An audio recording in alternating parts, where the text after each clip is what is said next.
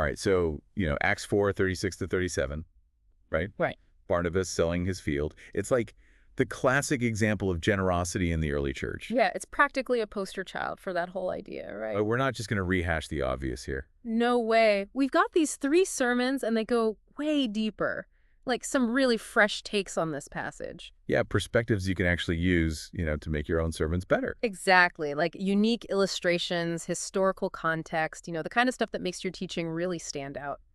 So, ready to dive in? Let's do it. Okay, first up, we've got Pastor J.W. Wallace. His sermon's called Integrity and Generosity, Lessons from Acts 4 to 5.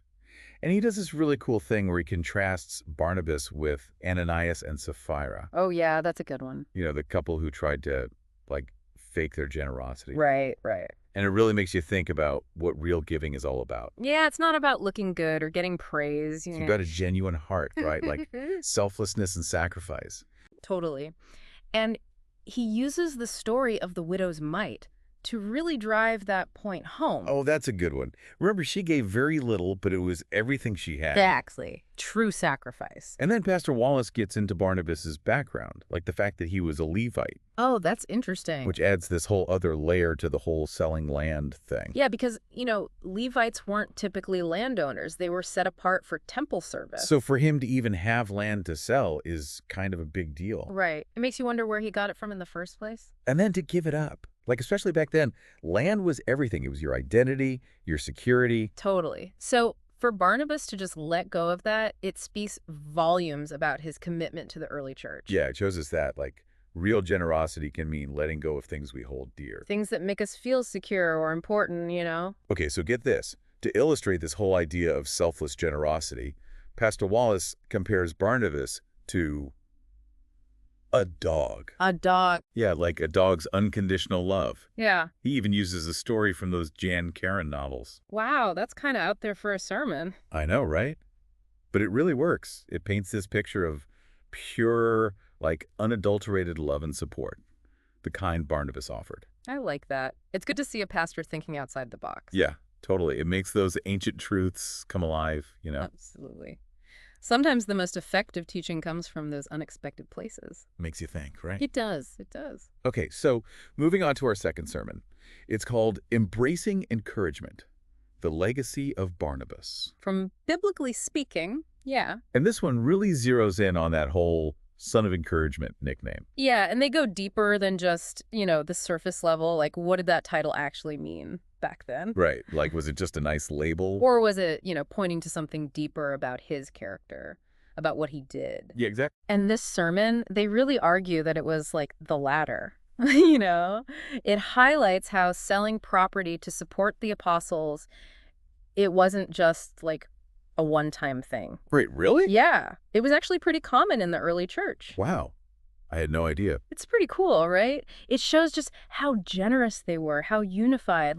They were willing to pool all their resources, even, their land, their houses, to support the gospel. That's amazing. So it makes what Barnabas did even more significant. Exactly. It's not just about him being a good guy. It's about him being a model for this whole new way of living. Right.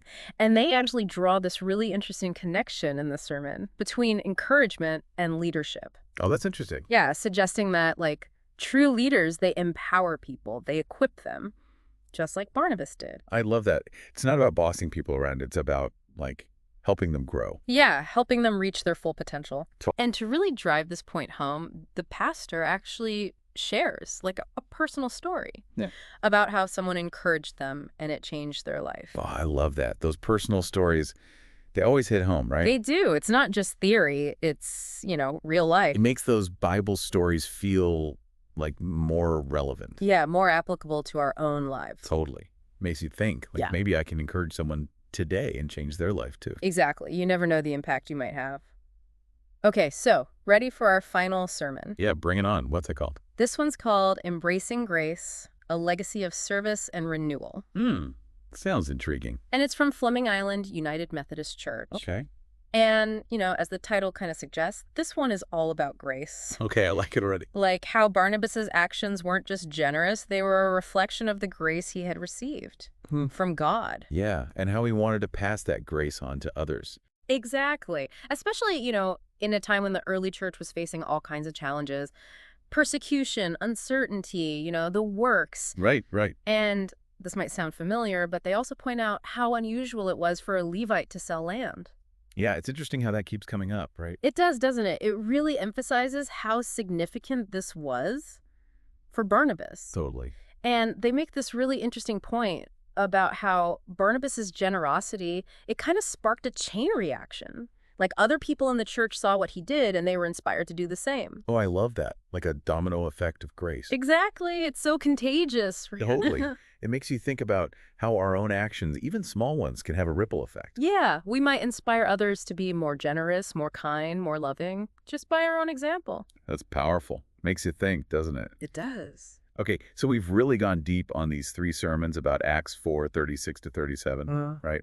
Each one kind of highlighting something different about Barnabas. Yeah, and it's pretty amazing how they all go beyond that simple message of give more. They found some really deep meaning in this passage. Yeah, it's like taking this story about selling a field and turning it into something so much bigger.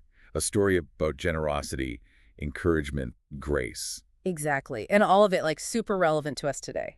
Totally. Like Pastor Wallace, with his challenge to really examine why we give.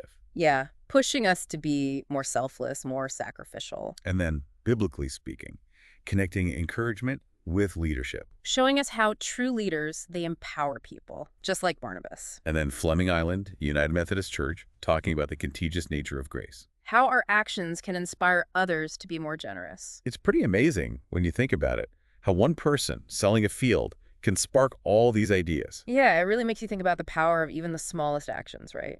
You know, something that really struck me was how radical Barnabas's generosity was. Oh, absolutely. He didn't hold back at all. It really challenges us to think about what that kind of radical generosity would look like in our own lives. No, maybe it's about giving more than just money. Maybe it's our time, our talents, our support.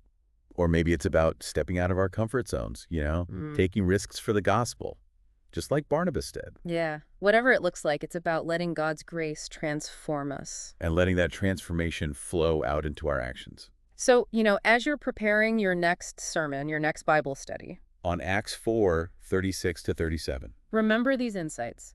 Don't be afraid to dig deeper, challenge yourself, present this passage in a way that really connects with people. Because there's always something new to discover in Scripture. And those discoveries, they can change us. They can change our ministries. Well, that's about it for our deep dive into Acts 4:36 to 37.